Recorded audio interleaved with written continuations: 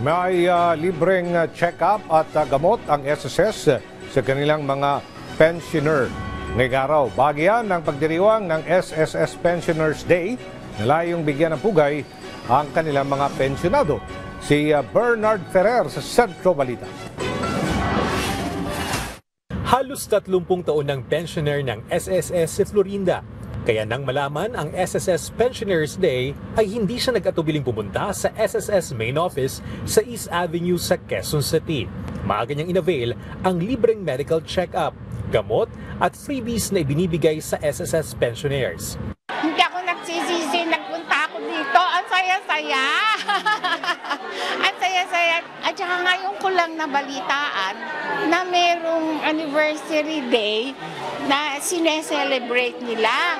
Kaya I took the opportunity na masaya na naman ang buhay ko. Pumila rin si Gilbert sa libreng medical check-up kung saan nabigyan din siya ng gamot para sa kanyang maintenance.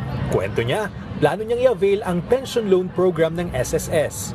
Siyempre sa medicine, pag kulang yung maintenance medicine ko, sabihin yun na pupunta kasi I'm diabetic kasi. Ang SSS Pensioners Day ay taunang aktibidad upang bigyang pugay ang kanilang mga pensyonado.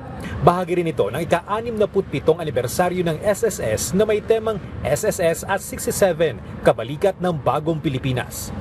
Binibigyan natin ng halaga ang kanilang contribution nung sila yung nagtatrabaho pa sa kanilang mga private work. No? This is a very special year because we're celebrating it in 18 different locations. Inilunsad din sa aktibidad ang SSS Kwentong Pensyonado Campaign na pagdiriwang sa mga kwento at karanasan ng SSS pensioners. Ang gagawin lang nila is pupunta sa my.sss and isi-share nila ano yung kwento nila pagiging pensioner ng SSS. So there will be a grand prize winner na 67,000. Tinalakay din ang pension loan program ng SSS.